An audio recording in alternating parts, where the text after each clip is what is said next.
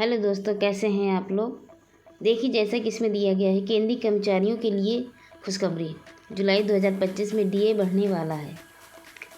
देखिए, उम्मीद की जा रही है कि जुलाई में जो है डीए बढ़ के आएगा। तो चलिए हम देख लेते हैं क्या है अपडेट।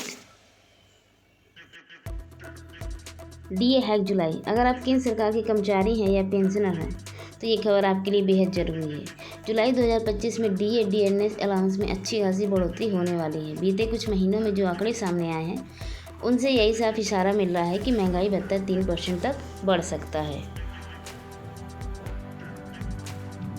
अब आइए समझते हैं महंगाई भत्ता आखिर है क्या।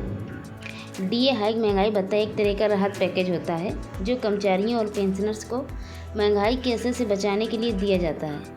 ज़रूरी चीज़ों के दाम बढ़ते हैं तो सैलरी की खरीदने की ताकत भी कम हो जाती है। इस फर्क को कम करने के लिए डीए हर महीने 6 महीने में बढ़ाया जाता है।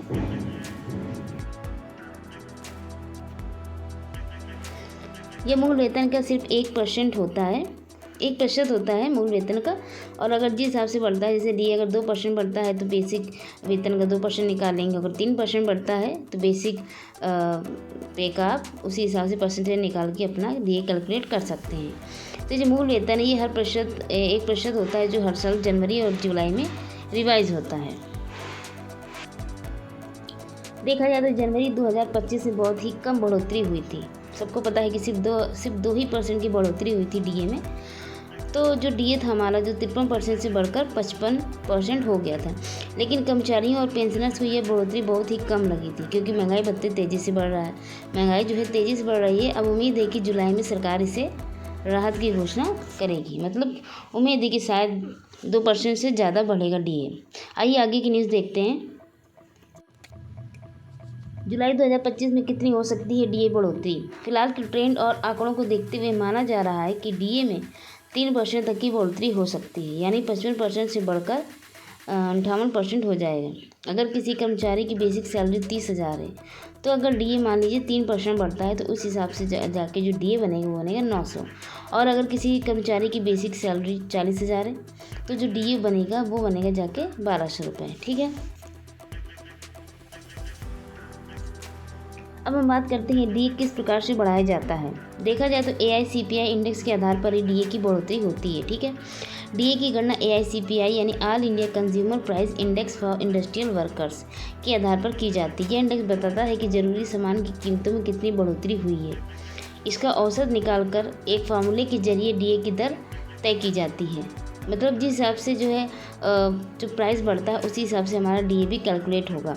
पिछले देखा जाए तो जनवरी में शायद जो भी प्राइस इंडेक्स था वो कम बढ़ा था, इसी वजह से सरकार ने सिर्फ 2% बढ़ाया था। लेकिन अब उम्मीद की जा रही है कि जो प्राइस इंडेक्स है वो बढ़ रहा है तो हो सकता है कि 2% से ज़्यादा बढ़ोतरी होगी। डीए बढ़ने से और क्या क्या फ़ायदे होंगे। HRA house rent allowance. कुछ कर्मचारियों का HRA भी डीए से जुड़ा होता है तो डीए बढ़ने पर HRA भी रिवाइज हो सकता है। मतलब जो है डीए अगर बढ़ता है तो शायद HRA में भी संभावना है कि थोड़ा बहुत बढ़ोतरी होगी। टीए यानी ट्रैवल अलाउंस की बात करें तो यात्रा भत्ता भी डीए की दर से प्रभावित होता है। इससे यात्रा खर्च की भरपाई बेहतर होगी। डीआरएस रिलीफ की बात करें तो पेंशनर्स के लिए डीए बढ़ने का सीधा फायदा डीआर में होता है, जिससे उन्हें भी ज़्यादा राहत मिलेगी। 7वां वेतन आयोग का अंतिम चरण चल रहा है। जैसा कि आपको पता है कि 8वां वेतन आयोग है वो अभी रास्ते में ही, मतलब कहा जा सकता है कि जनवरी 2026 में शायद 8वां वेतन लागू हो जाएगा। इसलिए हम कह सकते हैं कि 7वां वेतन का जो है अंतिम चरण चल रहा है। अब देखते हैं 7वें वेतन के आधार पर जो है जुलाई में सरकार कितना % डीए बढ़ाती है। ठीक है। तो नए वेतन में भी नए वेतन जो है उसमें जो है वेतन स्ट्रक्चर, भत्ते, रिटायरमेंट बेनिफिट्स आदि में बड़े बदलाव की उम्मीद कर रही है। सभी पेंशनर्स और कर्मचारी उम्मीद कर रहे हैं कि शायद कुछ अच्छा ही होगा। कर्मचारियों में बढ़ रही हलचल। जैसे जैसे जुलाई नज़दीक आ रहा है, कर्मचारी संगठनों और सोशल मीडिया पर डीए को लेकर चर्चाएं तेज हो रही हैं। सबको उम्मीद है कि सरकार इस बार कर्मचारियों को एक अच्छी राहत देगी। सरकार कब करेगी फैसला।